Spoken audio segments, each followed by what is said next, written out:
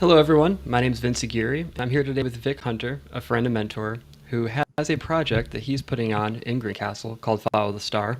I'm really excited to talk with Vic and explore this project, understand what inspired him to do it, how it's going so far, how people can get involved, and all of the above. So, Vic, let's jump in. How are you today?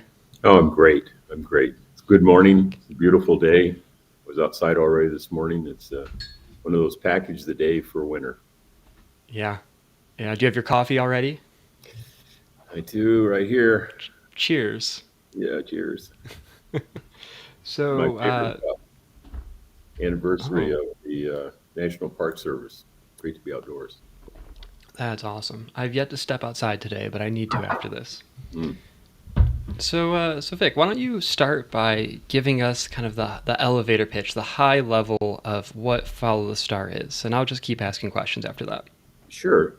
Follow the Star is really a Christmas story told from the standpoint of the Magi, who came a year or two after the birth of Christ. And it's really an opportunity for people in our community to just experience the Christmas story as it's shared in Matthew and Luke from the perspective of the Magi. And it's a walking tour. It takes about 40 or 50 minutes. Um, you begin by getting some background on what the Magi were about, these wise men, and their charge to go and find this Christ child, and their study of the stars and the importance of this. And as they travel, it's not an easy trip. They don't know exactly where they're going, and so they encounter different things. One of the groups that they encounter are the shepherds, who the year before were greeted by the angel and told to go to Bethlehem, and so they get some firsthand feedback from the shepherds, and then they go on experience the Hallelujah chorus. They have the opportunity to pick up some gold coins, experience that gold, frankincense, and myrrh that they then carry on to visit Herod, and Herod gives them the direction to go and find the Christ child in Bethlehem. And so they journey on to Bethlehem. They recall seeing the manger scene, and then the real payoff is they have an opportunity to share their blessing, but also to share the blessing with those that they're with. And there's some cards and some cues to help parents share that blessing with their children or grandchildren, or with special people that they're with that night. And then they finish by hearing "Peace on Earth," "Little Drummer Boy," and then travel back to their bus. It's a walking tour, and so we need to have people make reservations online to get on the bus down at Phoenix, which is south of Greencastle, a mile or so. And then once they're on the bus, they're brought to the farm and dropped off, and it takes about 40 or 50 minutes to make the circle and then take them back to their car. So I definitely want to take this conversation in a different direction, but I think it's important right now to ask you. This sounds like a great experience. What is it? Must cost something, right? What's the fee for entry? No fee. Just a bunch of fellow magi have gotten together over the last 10 months to make this happen. So it's really been exciting to see it develop, to see uh, until probably September, October, we really had no concept of background music. And then Eric Edinburgh stepped in, and he's just a master at sounds and creating the experience. And Dwayne Skoog is a master set designer, and and you've captured a lot of this in our website. So it's just been very exciting to work with these people from our community to offer this, and everybody's Yeah. just pitched in, and so there's no cost associated with it. Yeah, that's fantastic. And I'm going to ask you next kind of what inspired you to do this. But before that, I want to see if I can share a video on the screen and just kind of give a short glimpse of what can be expected. So I'm going to try this. I believe I can do that. There we go. So here's just a short video. Why don't you describe the scene that I'm showing? Well, this is scene 8. It's after the Magi have left Herod, and they're traveled now 400 or 500 yards down the path towards the nativity scene, and they come upon the nativity scene and recall what the shepherds have told them. They have the opportunity to then enter into Christ's home, which is right behind the nativity scene, and that's where they share their blessings. Awesome. Yeah, That's fantastic. I think there's another angle of it right here, kind yeah, of that's more just from further the up entering. the driveway. Yeah, it's about probably 500 yards from Herod down to the down to Bethlehem. Absolutely, absolutely. Let me go ahead and put us back on the screen there. So yeah, so what did inspire you to do this? This is a mighty lofty project.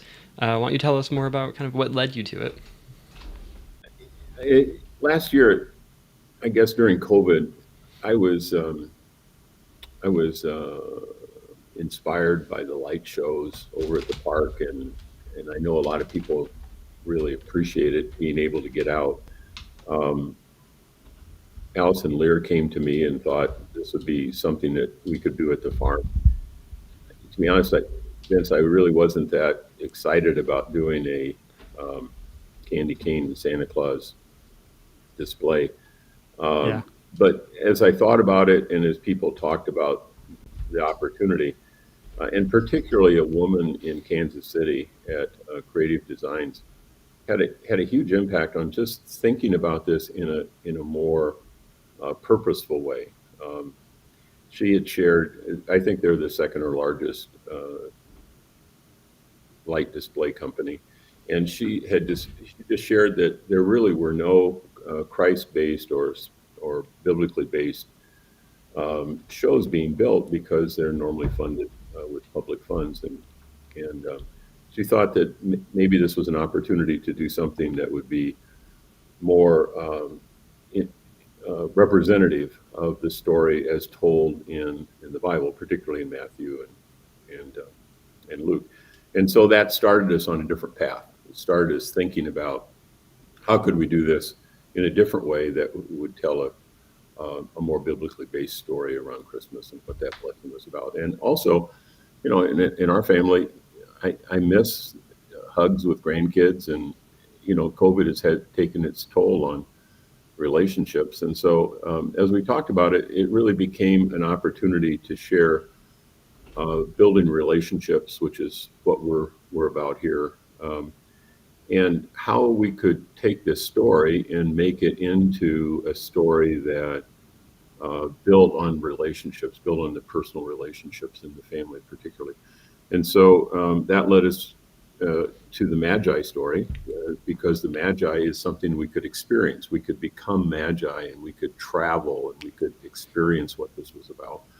And so that led us to the Magi, and then the Magi story is pretty well laid out. So we just tried to replicate what that story looked like, and then Drew Hunter, uh, one of our sons, said, when you get to the end, you really ought to focus on sharing blessings.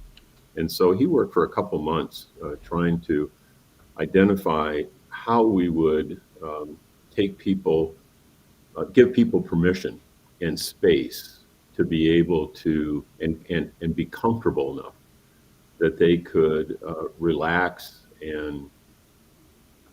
uh, and share a blessing with their family or their loved ones that they're with. And so the idea was to build the Magi story to the point where people felt blessed, and then they had permission to then share that blessing with their family, and that became sort of the skeleton. Here's the framework that we can work from, and I would say that came together sometime in June, July, maybe August. Um, we had the sets, but we didn't know exactly where to put them or how to organize them. And then the music came, which is uh, the music background. It's pretty awesome. Yeah, it is. The lights are good, and the music is pretty good, and so you actually feel it, and that's the idea. You have this experience, Yeah. and just last night, the families that came, they ended up spending 5 or 7 minutes just sharing blessings with their children and with each other, and that was for me that was a huge payoff. Yeah. That's fantastic. Hmm. So I think it's really important for anyone who's interested in kind of watching this, maybe live or maybe after the recording ends. Why don't you talk them through the process? If they're watching this and they want to learn more and they want to register, why don't you talk them through from the first steps of like the website all the way to what to expect upon arrival? And I'm going to go ahead and share my screen while you talk about that. Okay, well, Vince has built this website, follow-the-star.org, and so you need to go to that website, and the website really shares with you what we're trying to do, but it also gives you access to setting um, an appointment or a reservation.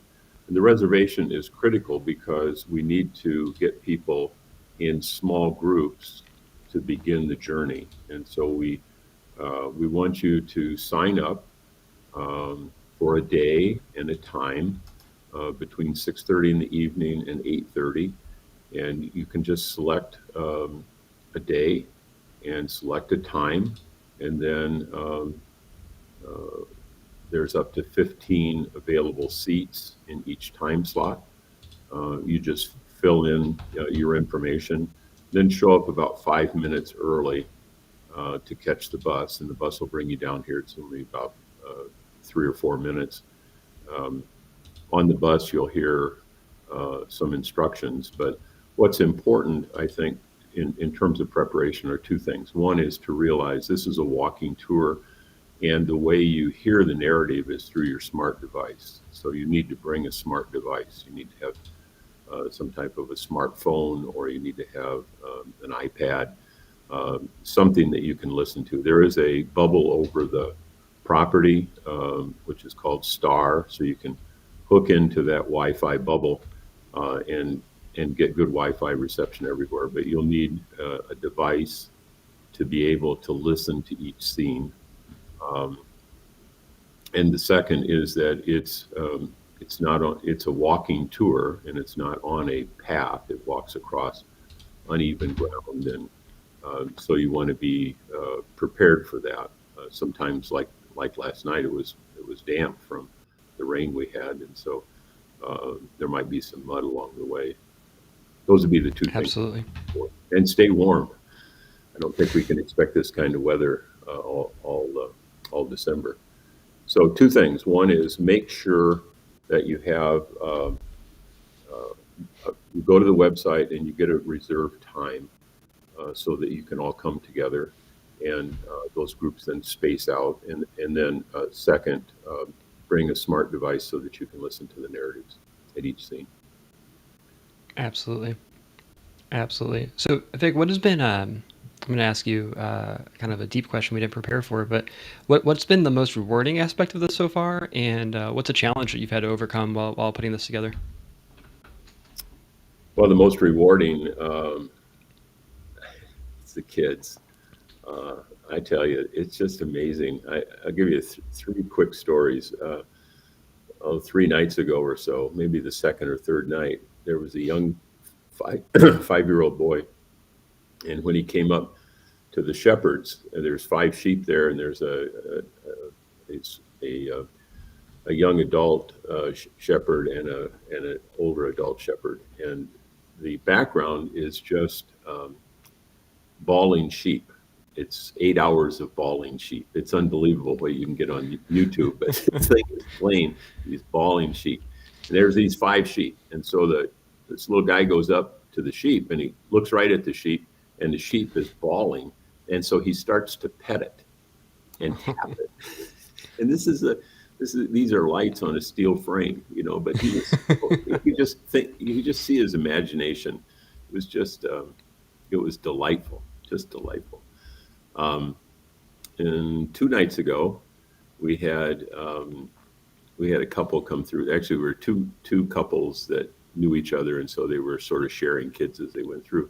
But when they got to the blessings, this little girl was probably, oh, I don't know, 3 years old or so, and so she picks up her blessing card, and she can't read it, so her mom is reading this blessing card to her, and she gets down on her knees and she's reading this blessing card to her little 3-year-old girl in front of the manger. Oh, That was pretty that's awesome. precious. And then last Yeah. night, I was telling you before we get on. Last night was just a hoot. There's a whole bunch of these kids, and they went through, and the oldest were like 10 or 12, and there were 8-year-olds. And so when they got through, they just didn't want to leave. So they're all congregating at the end, and we're standing around talking, and they're asking questions, and they're saying, "Oh, Merry Christmas. This is so nice."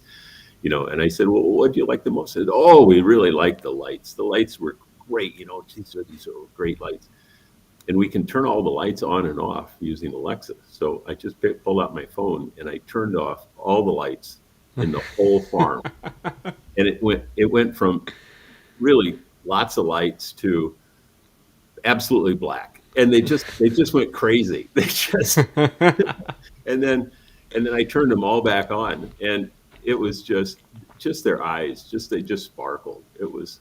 Just a it was a treat. That's incredible. Yeah. So I would say it's the kids. The design is for people to be able to share blessings and build those stronger relationships. And so certainly having people come together and be able to share blessings is the purpose and the high point. Yeah, Um, but the moments of joy seem to be around the way the kids experience this. absolutely. Absolutely. And have there been any unexpected challenges? Anything you've had to overcome? Oh yeah, there's every night I have a list of things that didn't go right, from Yeah. um, lights going out. This is the first time any of us have put together something like this, and so Yeah. understanding how to hook up the electricity and how to put the motion sensors in so that it turns on the lights before it turns on the music, um, and just little things where people were stumbling, and so we corrected those. So it's really been sort of a, what do you call it, a burn-in, for the first week, just trying to Yeah. get little problems identified and improved. And out of that, I think we have a smoother experience. It takes away some of the distraction and lets people Hmm. relax more. That totally makes sense. Before we end, I do want to show one of my favorite videos, but I have one more question, then I'll open up the floor for you to kind of go in any direction that you want. But I know just in speaking with you and working with you that your vision, you want this to impact as many lives as possible. But who's the target that is going to really benefit the most by walking through this and having this experience? I think I know what your answer is going to be, but I'll let you kind of answer that. The target person, group, whatever that is, who would get the most impact. You know, I'll say this probably a little crude, but as a marketer, I really wanted to have a single focus and uh, almost an iconic image in front of us as we put this together. And the iconic image is a 35-year-old couple where the male is busy, successful, working all the time, doesn't have a lot of time. The mom and they have two kids, and the mom finds out about this on Facebook and says, "Hey, I think this would be great for the kids. Let's go." And the dad is going, "I've got a lot of other things going on." And she says, "Oh, come on, let's go. It's only going to be an hour. We can drive down there." And then they discover that it isn't actually something you can drive through. You have to actually walk, and this is even more of an irritant. And so now we're dragging the dad along, and the kids are excited about going to the light show, and this is the right thing to do. And we need to take that couple and allow them to experience the blessing of Christmas, the blessing of the Christ child coming, and then give them comfort and space to share that blessing with each other and with their family. And that's what we're about. Yeah. We're trying to get to the point where we can take busy people who are accustomed to going to a light show and driving through to move to an experience where they actually become magi. They are on a journey of discovery. They personally experience this Christmas story and finish by sharing this Christmas story with each other Yeah. through blessings. And so the idea of building relationships based on blessing each other and sharing that love is really the central focus. And it's in the way the music comes together and begins to relax you as you move along. And Nathan Couch has done a great job in the narrative of giving people permission to an understanding of blessing, because not everybody is comfortable with that. And then how we have been blessed, and then really giving them space um, to share that blessing. That's really Yeah. what it's been about.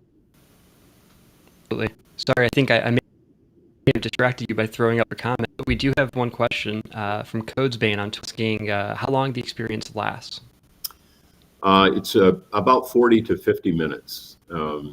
Some people have taken a little longer. That includes about 5 minutes of just families or couples coming together and sharing blessings. And the walk is a little more than a quarter of a mile, maybe short of a half a mile. About 40 to 50 minutes. Yeah, absolutely. And I would, back to kind of what you were saying, I would agree. It really, in my experience, it slows you down. You have this fast-paced life, and you get out there, and you want to slow down. I want to pull up a video. It's kind of one of my favorite parts from my experience so far. You kind of walk through this tunnel, and you just see the star at the end. What? Oh, I forgot there was some sound in that one. But you see the star at the end, and you're following the star, and you get to the tunnel. And I don't want to spoil any other experiences, but you feel immersed. And for me, living in Greencastle, you don't even really leave the community, and you just feel this like immersed experience that you don't get in other places. There's light shows everywhere, and you can go drive around and see a blow up Snoopy dog or Snoopy or something. But this is different, and you have that moment, and you feel in it, and you almost feel like you've transformed, which is really exciting to me. That's really a testimony to Dwayne. He's laid out these scenes in a way that really builds from this awareness at the beginning of what the Magi story is about into this what we call the light tunnel. And it's really walking down between these 40 or 50 foot high pine trees that form a tunnel down the middle, and it physically it spreads people out and gives you space to become a small group, a small family. So you're not traveling now with 15 people, you're traveling with 2 or 3 or 4 people, and you sort of work through this tunnel in a way to begin to experience the reality of not knowing where you're going and being a little uncomfortable, and the sound that's in the Absolutely. background is a little eerie. It's one of my favorite sounds is Egyptian ancient mummies, and so this thing is playing, and it's sort of a little, um, Yes. it, and so it allows you to spread out and begin to feel the experience. And then right after this, you meet the shepherds, and you see this angel up on the hill. And so you walk up this hill, and there's the angel, and there's the shepherds, and now you're back seeing the familiar approach to Christmas through the shepherds. Absolutely. And here I did find my better video of the one I wanted to share. Okay. This is going in reverse, so you typically walk towards the star, but you just have this path that you're following, and like I was saying, you're just kind of immersed by it. I was walking backwards to get some cinematic effect in this one, but it's just it's an incredible experience. Well, so I will take a moment to ask. We do have 5 people watching currently, so if anyone has questions, we are talking about Follow the Star. You can find out more information on followthestar.org, but if you have any questions, we'll be on for a few more minutes. But Vic, is there anything we haven't covered today that you really would hope we had covered? I don't know. It seems like we've covered everything. I just would want to be sure we recognize the contribution made by so many people in the community. This is something that's grown out of a dream. We have Howard Brooks with this 7-foot balloon. We're right now we've got a 40 or 50-foot star, but we've got this balloon, and when we get a calm day, we're gonna put this star up on a tether, and it's a big Moravian star, and we're gonna loft it up on a weather balloon high in the sky. It's just people like that come up with this opportunity to share their individual skills, whether it's music or set design or building out Herod's throne, or just or putting out thousands of lights. There's just been people coming over and helping to string lights and put up angels and build this. Probably 25 people have been actively involved over the last 3 or 4 months. So it's Yeah. I'm very grateful for that, and it's a great gift, and I think a blessing that I call them the fellow magi. The fellow magi are contributing to our community. Yeah. There was a time late summer where it felt like every day I'd run into a friend or an acquaintance who would go, "Hey, do you know Vic Hunter? Have you heard about the Follow the Star or the Magi Walk?" I'm like, "Yeah, yeah, I know." It was like everyone was talking about it in their involvement, which was really cool. Um, so as we wrap up, I know we covered this in the beginning, but there might be some new people watching now. So this time I'm going to ask you for your 15-second elevator pitch on what Follow the Star is. Follow the Star is an opportunity to experience the Christmas story, and through that experience as a magi, to discover not only the Christ story, but to share blessings with each other and to build relationships. The impact and the outcome certainly is to share a biblically based view of Christmas, but also to take away a blessing and to share a blessing. So Awesome. I welcome you to come. Awesome. Well, thank you for your time today, Vic. Any last thoughts before we end the stream? Nope. Thanks for the opportunity, Vince, and thanks for Awesome. putting these opportunities together to share with the community. Yeah, no, thank you very much. And we just got a few more viewers, so I'll put the website back in the chat. If you have any questions, feel free to message me wherever you're watching this. You can also go to follow-the-star.org to learn more. And Vic, thank you for your time. I'm going to end the stream, and we can chat offline for a few minutes. Great. Thanks, Vince. Yep, thank you.